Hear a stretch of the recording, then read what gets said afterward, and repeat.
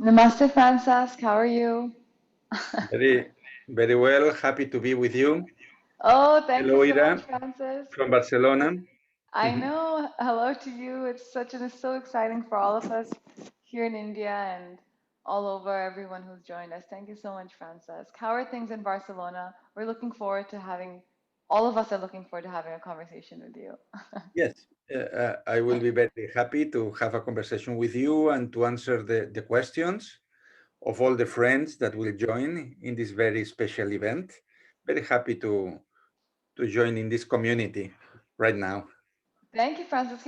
Our intention was that, it's Valentine's Day and some people may not have a date. Some people are in lockdown.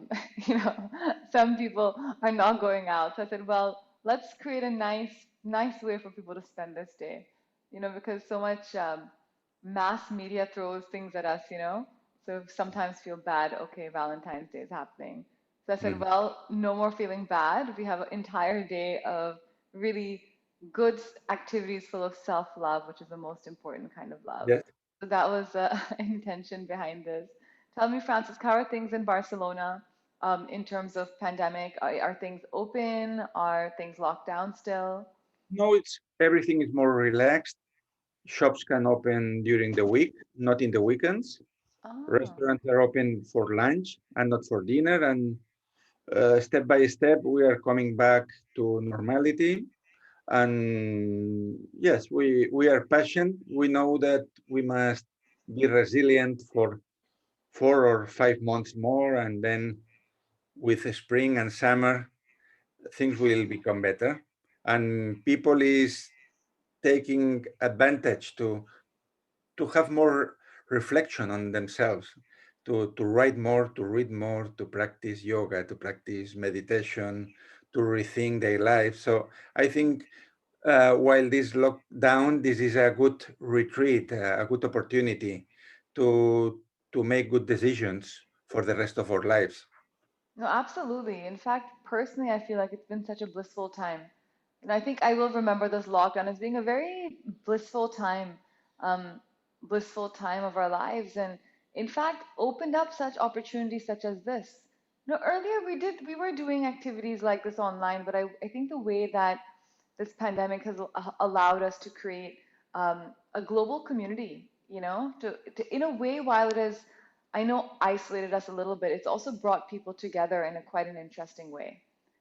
I think families are connected via Zoom more, and this whole friends who you haven't seen in so long are connecting on Zoom parties and Zoom this and that. So I think there's also this silver lining that this pandemic has brought with us. Mhm. So, That's so. everyone, yeah, sorry, Francis. No, go on, please. So I was saying that I was just wanting to introduce you, even though you don't really need an introduction to our audience, as people slowly join in. We've been live since 8 a.m. this morning, and then we had a break right before your session. So everyone is fully charged up and rested for your session. Just kick off the second part of Yogathon 4.0. So everyone, it's such an honor to have Francis with us. This is his book Ikigai, whose beautiful cover I know many of you are familiar with.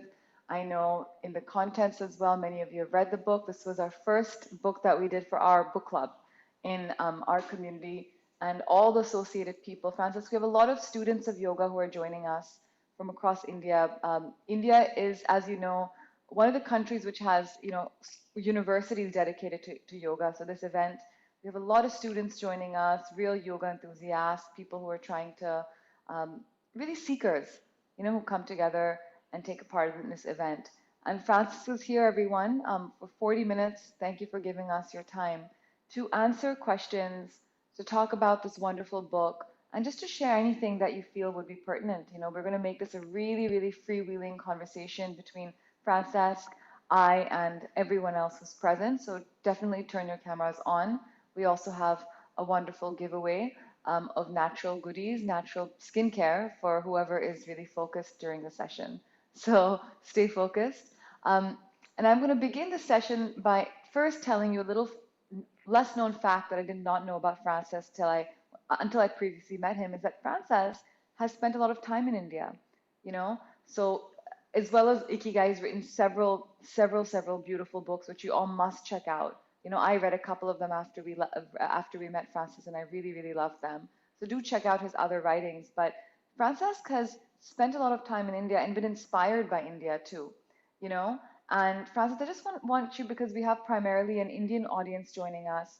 I would love for you to tell us about how India helped you find your Ikigai and um, what you think some of the things in India that maybe we don't appreciate so much living here. Yes, I think before my first trip to India, India had a big influence on me because of my readings.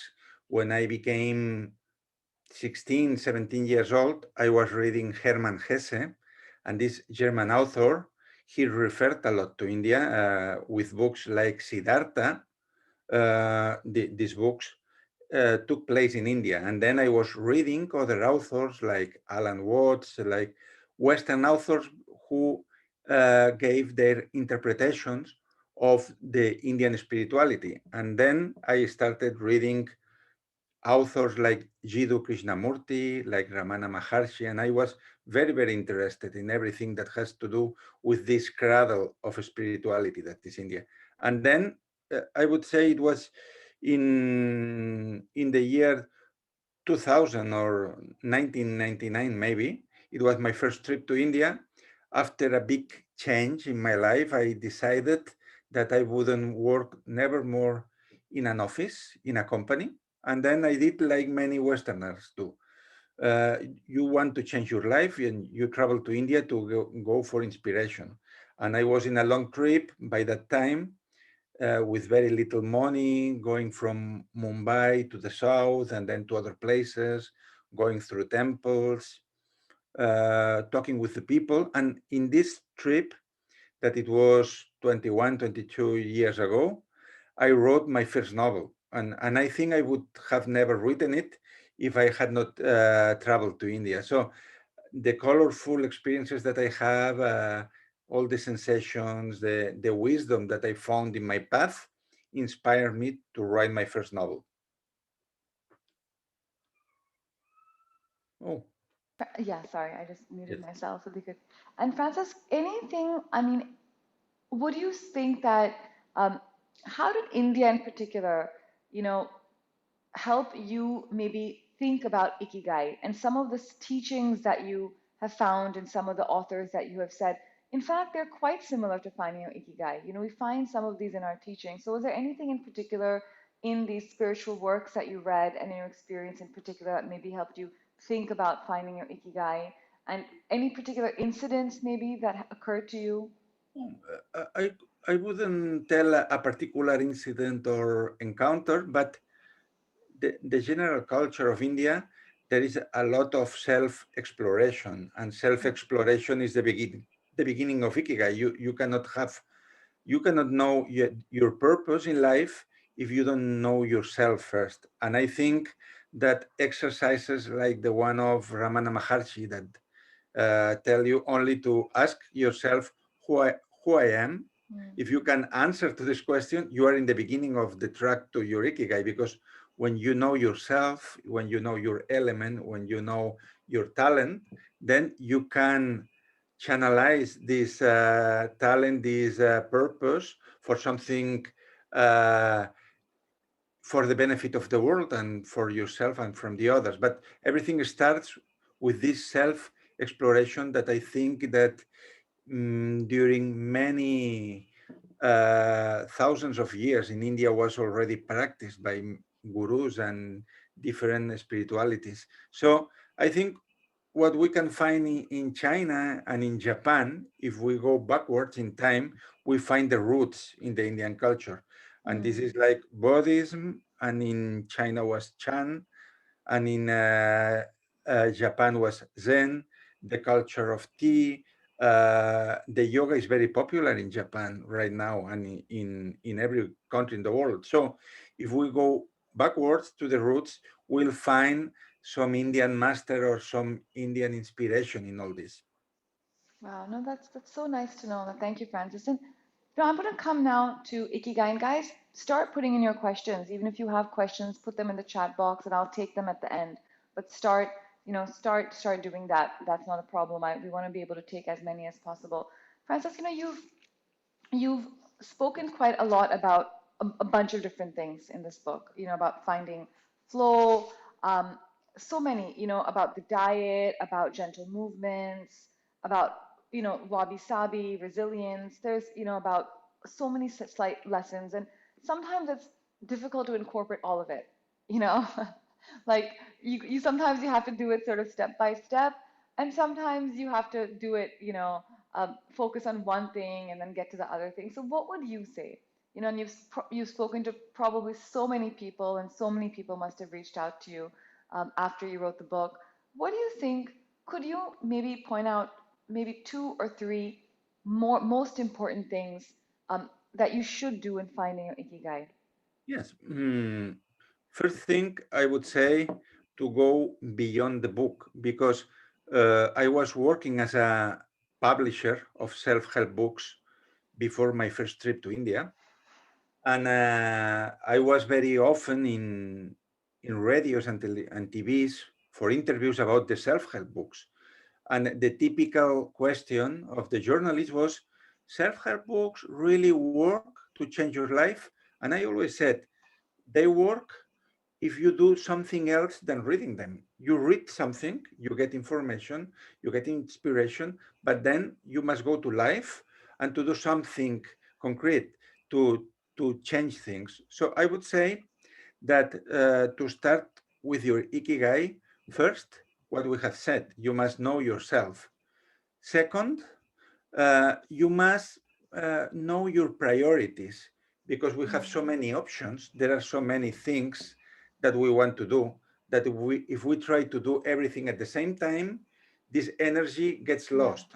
In the end, we don't make anything. We don't finish any goal. So I would say know yourself, know your priorities, and choose one single action that you can do today and that puts you in the direction of your purpose, and do it every day. And this is what the Japanese call kaizen, that the kaizen philosophy is one step every day, and this is a process of making it better with your life, but something small that you repeat one day and the second day and the third day, and you are going better in this direction. And in the end, you can do something very big. But I would say this would be the three first movements.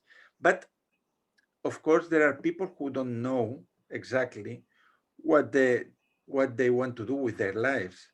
They don't know themselves. So maybe a prior movement would be to explore what you love more than any other thing in your life, because we have many interests, we have many hobbies, we are attracted to different issues. And maybe the question I would put myself would be, if I had to die tomorrow, which thing I would do today more than any other? And then you find what you love and you have something to start to. And Francis, no, that's a one that's really wonderful. And I think the lesson that we take away from this is choose one thing and do it steadily, Yes, step by step, every single day, whatever that one thing is, whether it's job related, whether it's food related, whether it's yoga related, but doing it steadily, slowly, and steadily every day. Francis, you brought upon an important point. You said, if I were to die tomorrow, what's the thing that I would really do, today? Um, and this may be relating to a question that I was just sent on the chat box. Is um, that I'm a medical student, and I've taken this course of my choice, but how can I start focusing and stop procrastinating? Because often the number one things which gets to us is procrastination. I yes, think the number one challenge in maybe even finding your ikigai, right? Taking those steps towards finding your life's purpose, saying that let's just carry on. For you, it was maybe that trip to India. It was that trip to India, which maybe was that step which maybe shook things up a little bit. But how would you suggest to someone um, to get on this path? yes. I would say we should find out what hides behind procrastination, because procrastination it's a habit, a bad habit that we want to start with yoga, with writing our book, with something that is important for us, and we postpone it for next week, for next month, for. But what is hidden behind that? Maybe you have fear to know yourself better. Maybe you are too perfectionist, and there are many people who don't want to start something until they have all the conditions needed to do Mm. that perfectly. But all these conditions will never be. I have a very good friend who teaches novel lessons, book lessons to write, and he says that if you want to write a book or if you want to do something important, don't wait for the perfect conditions. You will have to write that book in the middle of the storm, because life is full of accidents. There will be always problems. There will be always something else. And then if you are following this environment, you will never start. So you must do it, what you decided, what your soul needs to be done in any condition. And even if you are in prison, even if you are feeling sick, if you are sad, if you are divorced, if you are without money, you must put it in the center of your life. And that's the only way to make the Ikigai like an engine, like a purpose that drives you through life. That's wonderful, Francesc. And going on that, I'm going to switch gears just a little bit. One of the parts that I loved about the book and which really resonated with me was some of the lessons that you learned from the Japanese centenarians, and those interactions that you described were so sweet as well. Some of the stories that you and Hector were able to experience. Um, is there anything that I would love for you to maybe there's a favorite incident, a favorite story, a favorite experience that happened to you? Would love to hear it from the horse's mouth, Yes, from these wonderful elderly people who you met. yes, I can tell a short story about that because it happened something very beautiful. This book, we made this trip to Okinawa, to the village of the centenarians, like 6 years ago. And by that time, nobody knew this place, but it was in the Guinness World Record of longevity. And we were there interviewing all the centenarians and looking at the key points that explain why they live so long and so healthy and with so good spirit. And then we wrote this book that has been translated in 60 languages, I think. And 5 years after, so like 13, 14 months ago, we came back to the village with Oh. National Geographic because they wanted to shoot there the end of a documentary called "Are You Ready for Immortality?" And we are in the last 10 minutes of this documentary, visiting again these old people, these wise people. And our first surprise was that the same people we met 5 years before, they were living still. And there was a man, 108 years old, watering the garden, and he gave us fruits and he was talking to us. But the most important thing that we learned there was something very specific. To do this documentary, National Geographic hired an American man, like a kind of real for production, for Mm. realization, and he's one of the thousands of people from the United States who live in Okinawa and who have married local people and learned Japanese and integrated into Mm. culture. And this man from the United States, his name is Adam, he said, "Look, I have read your book and I find it very, very interesting, but you have uh, forgotten one thing. There is one thing missing in your book." And he said, "If you look at history, Japan suffered a lot in the Second World War, and especially Okinawa, that there was the Battle of Okinawa. Mm. It was the big battle in the field before the nuclear bombs of Hiroshima and Nagasaki. And this invasion for the American troops, there were thousands of thousands and thousands of dead people, many civilians.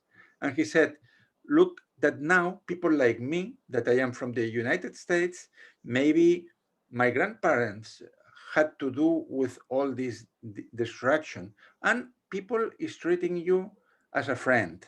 And actually, the Okinawa people have a proverb, a saying that is, once we have sit together around the table and we talk, we are brothers and sisters. And he said that one very important point of a long, happy life is the philosophy of forgiveness. If you forgive everything what happened in the past, if you forgive yourself, if you forgive your enemies, if you forgive what you didn't do better, then you take out a burden and you can live totally in the here and now. If you are thinking of what happened in the past, of all the destruction that there was and all the disasters, you cannot live in the here and now and you cannot enjoy life. So he said that one important point for this philosophy of the long life of these masters is that they have forgiven and they have let the past behind. And I think it was an important lesson to take into account. So I was going to ask you a question. If you had to write the book again, then what would you include in it? You know, because I think it's such a concise book, but I'm sure over the years you've received comments and stuff like this that may have happened. So this is maybe one thing you may include. Yeah. Actually, after this first book of Ikigai, many readers wrote us that they loved very much the book, but they wanted to practice. They wanted Mm. exercises, and then we wrote a second book called, in English, is called The Ikigai Journey. That is only practical. So I think it's like 30 chapters that every chapter is a big exercise of self-discovery, of finding your talents or making plans. And we wrote that book. And the third one was another question that came very often from the readers, that they wanted something for children and teenagers, because when you are 16, 17, you finish your high school and you must decide your life, going to college or learning some profession. And it's a moment of a lot of anxiety in young people, that they must take a decision and maybe they are not prepared. They don't know yet what they want to do with their lives. And then we wrote another one, the third one, that is called Ikigai for Teens. And so with this, I think that we put everything what we found important in this concept. So everyone do check out these books, The Ikigai Journey and Ikigai for Teens. And I think especially in India, this is of Yes. significance important because, you know, in India, there's a big culture, I think. You know, parents will tell their children to become engineers or become doctors, you know, because they want to be able to earn them, for them to earn livelihoods. In a country like India, that becomes such an important thing. So I think especially for younger people here, to be able to at least discover some of these processes becomes quite important. So definitely, I think these two books will be of great importance here. And great. So please do check these out, Ikigai Journey, Ikigai for Teens. Yes. We're getting a And the lot pub. of, Mhm. Francis has also put them in the chat box. Francis, we're getting a lot of questions. I've been sort of scanning them so Okay. I can consolidate some of these questions into good questions um, or pertinent questions. So guys, keep the questions coming. You know, we're going to keep it open for questions. So I'll try to integrate my questions along with your questions so we get everything answered. And do take this opportunity. A few questions that came in seem to be pretty similar about procrastination and the fear behind it, especially in these times. You know, especially with the whole pandemic, there is a lot of fear. You know, fear of the future, fear of work, fear of change. A lot of industries have shut down. A lot of businesses have shut down. You know, there's a even in workplaces, you know, there's a fear of downsizing. A lot of change has happened in people's lives over the past 9 months. I think probably more change has happened in these 9 months than for a very long time, you know? So, how to deal with some of these things, you know, especially this thing about procrastination. When do I start living my life? And the kind of fears that come attached to this, fear of money, fear of providing, all of that stuff. What people will say may be another big fear that often in a country like India happens. Yes, I would say that lockdown was good against procrastination because I have heard the story of many people who did something that they wanted to do and they never had time. And then they were locked down at home and they had time to start with yoga, with Yeah. writing, with new businesses, with new projects, with something which has to do with education. So I think it was good for procrastination because we couldn't go on with our normal lives, and then and we also became aware of our fragility, that we could die, that people were dying, and we could be one more that of this 1%, or it changes in every country. So I think that all this situation that happens once every 100 years put us in contact with the more essential questions. And of course, there is fear, but fear goes always together with change. These are two wheels that go together. When we are going to change our lives, we have fear because we are getting out of the comfort zone. But in this case, the comfort zone was abandoned by the whole humanity because we couldn't go on doing the same things. Economy was not the same, sanity was not the same. We lost freedom to do the things that we were. And of course, the whole world was a bit in fear, but fear also has a lot of useful information because when you fear something, you know also your direction. What is the main fear that we have normally in this life? The fear to death, according to Marcus Aurelius, that it was a Latin philosopher, he said that the fear to death doesn't exist. Actually, the fear to death is a fear to have lived without doing those things that you wanted to do. So actually, when you die, you disappear. This is not a problem. The problem is if you disappear without having done the important things of your life. So when you read properly this fear, then you think, okay, if I am going to have a shorter life, what is the important things that I want to do? And there is a very interesting conference in YouTube. You can find it, called The Last Lesson. I can write it here, The Last Lesson. And the author is Randy Pausch, Mm. very Yes. famous. Yes, we read his book after we read your book in our Mm. book club. So And he had also this fear, because more than us, because he was a young man, a young professor, and then he knows that he has to die in 4 or 5 months. And what he does? He decides to recover the dreams of childhood. He remembers who he was when he was a child and which things he wanted to do. And then he recovers this list of dreams and starts accomplishing them. And I think this is something that we can do when we are afraid, and to say, okay, I am afraid, I am in a process of big changes, but what is the important things that I want to do?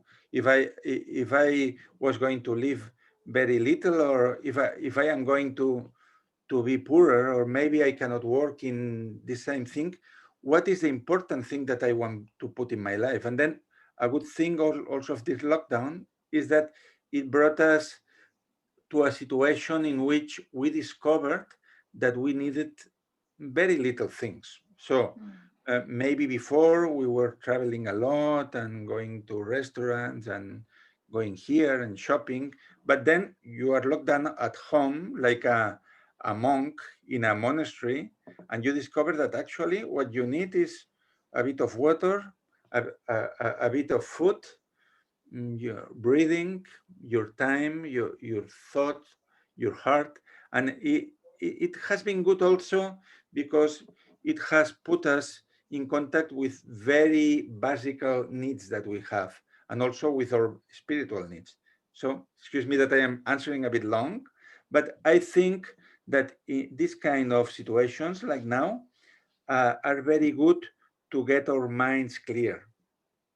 No, thank you. No, Francis, it's wonderful that you're explaining so nicely. It's actually answering a lot of the other questions, by but when you because the fundamentals I think of so many of these questions are the same.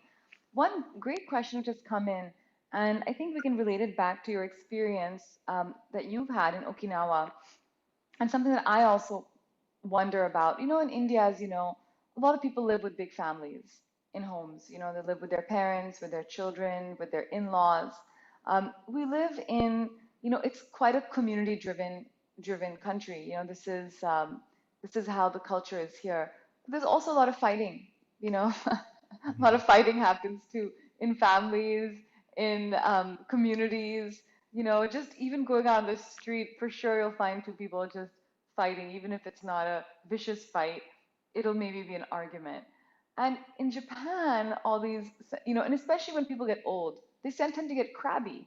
They tend to get in kind of little poor moods, like, um, and, but in Japan, everyone seemed to be living, all the centenarians seem to be living so peacefully and harmoniously at these older ages, when often older people that we meet or that I tend to meet sometimes are not in these kind of spirits. So, any lessons, takeaways that how these people lived so peacefully and so happily, it seemed, without any conflict at Yes. all? First of all, we should say that the culture of Okinawa is radically different from the culture in Tokyo, Osaka, and the big cities, where people is very alone. The people Hmm. feel alone, people are very shy, they work a lot. And in Okinawa, I would say the culture, the structure of villages is more similar to India. Families are important, gathering of people is important, and that's true that people don't like to discuss, that people don't like to fight, because in the Japanese culture is very important for them, the serenity and accepting that everyone in the world is different from you.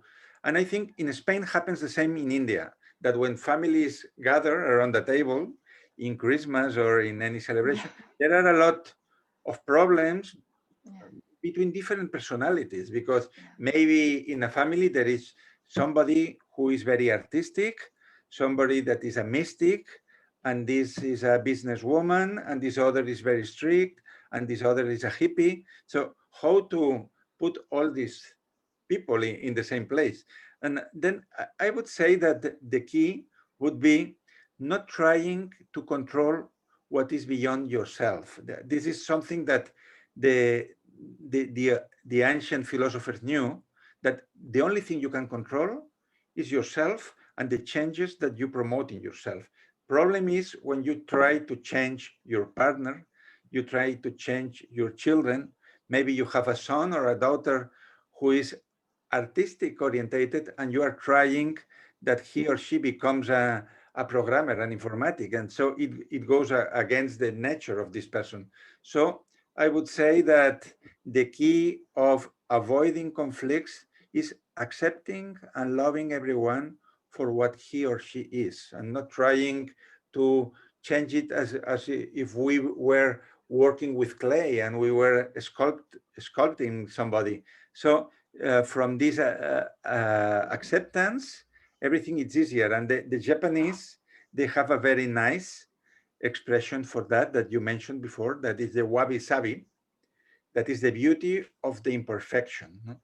And we find the wabi sabi in the China, in the ceramics that they do, when they do a bowl, when they do a tea cane, and the, we can apply it also to human relationships. If we know that everything is imperfect, even ourselves, then we don't expect this perfection in others. So, and to be imperfect, it doesn't mean that you don't work to get better. It means that you accept your limitations. There is a long way to do. And so when you accept this in yourself, you accept in the others, it's easier to have good relationships. Normally the problems is come when I think I am perfect. I think I have the truth, and you are mistaken. Here is the word.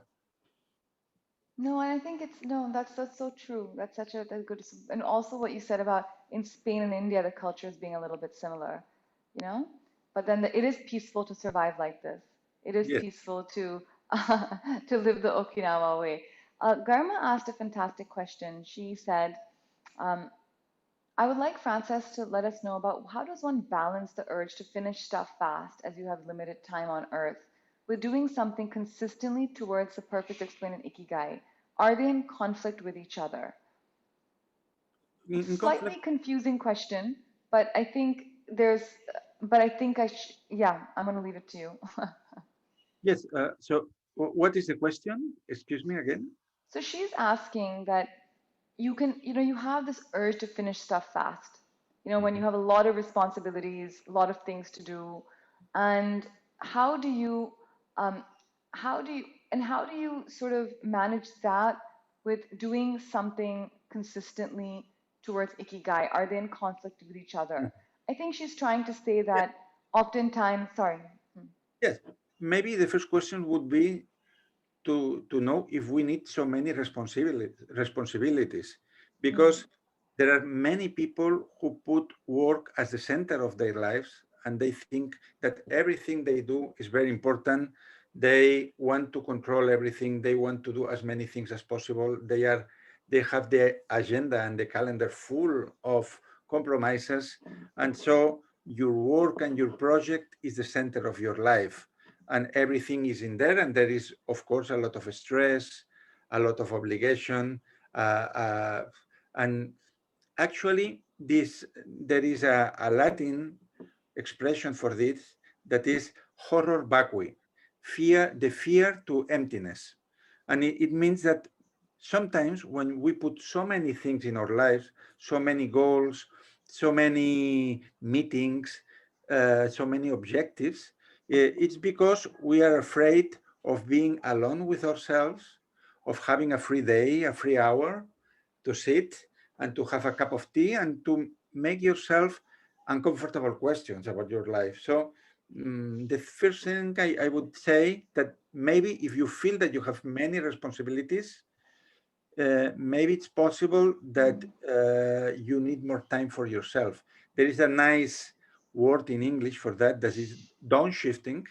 And in United States, there are a lot of people during the years of prosperity and a lot of opportunities of business who preferred to to have a lower job with less responsibilities to have more life. So what we must decide is what do we want to put in the center of our life, and why is everything so urgent? What when the urgent thing should be just living in a simple way, no? So I don't know if I am giving a good answer for that, No, I think that was but that that's was what I think perfect. about. Francis, Do Francis less, was, be more, would say a yes. yoga teacher.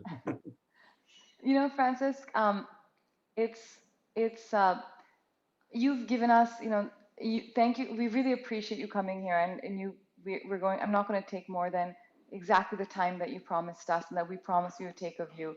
So right before we end this session, Francis, anything else that you'd like to share? Anything else that comes to you that you just like, that you think that we should think about, you know? Oh, that's very general. It's difficult to say. I would say I am looking at many things that our friends are writing here. That something that that the Indian masters know very well. We have forgotten the whole world. That is to pay attention to things. We are in a time of multitasking. So when you are in Barcelona, even now that the streets are emptier, still you find people all walking like this, trying to answer messages of WhatsApp, of here and there, Instagram, and they are uh, not looking at the street. They are bumping against other people. And so sometimes the problem we have in finding our ikigai, in finding our inner power, is that we try to be in too many places at the same time. So you are reading a book, but at the same time you are looking at the news. At the same time you are thinking of what you didn't do yesterday and what you have to do tomorrow. And so this is multitasking, that the multitasking comes through the cell phone, but it also comes through our thoughts. And I would say that, like the old master said, the big way, the highway to success, the highway to personal purpose would be to do only one thing at the same time with all your attention, with all your love. And we have lost a little bit that, because we are so addicted to the inputs that come from the digital world, that we are no more 100% in the things we do. And that's what in psychology is called flow. If you want to be in a state of flow, and flow is a state of excellence and happiness, you need to do only that thing as if it was the most important thing in the world, and you get fused with your activity. It's like a jazz player that is in the middle of an improvisation and only music exists. That's what we should do. And I think it's very similar of the spirit with which you practice yoga. When you are in yoga, you are not in anything else. You are not thinking on the money you have in your bank account. You are in the asana. That should be our spirit in anything we do. Thank you, Francesc. I think these are wonderful words to leave everyone with. You know, as you're in the session, guys, be in the session. Don't do anything else. You know, listen to Francesc, listen to other speakers. It is so easy to multitask. So thank you so much, Francis, for giving us your time. It's such an honor and blessing and privilege to have you here with us. I know that everyone here has greatly benefited.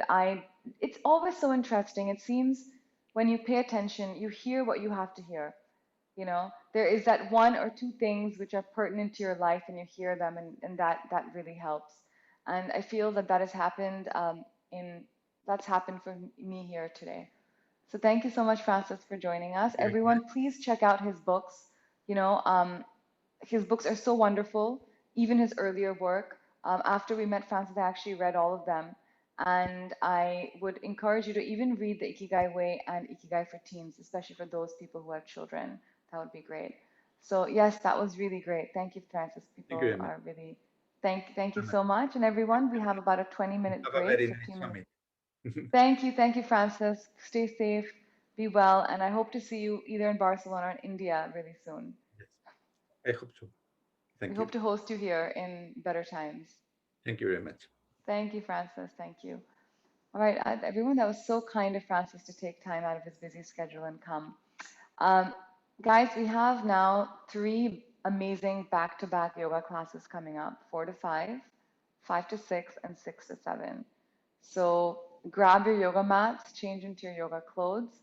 These classes are accessible of people for all levels. All right, so you don't have to, I mean, no matter what level you're at, no matter if you're tired, not tired, these classes will help you. We have Himalayan Kriya Yoga coming up, and which should be a really interesting exploration of this practice, which was given to us by Paramhansa Yogananda. Then we have a Yin Yoga class, which should be really, really wonderful and soothing. And then at the end, we have an amazing class with Todd Norian, who's a wonderful teacher from the US. And that's the concluding class of the day. So definitely go change into your yoga clothes, take a little rest if you need to, get some water, and we'll see you in about 15 minutes on your yoga mat. All right, so just get ready for the practice. We thought we'd just give everyone a little bit of time to change and get ready to get on the mat. So we'll see you back here in about 15 minutes. Thank you.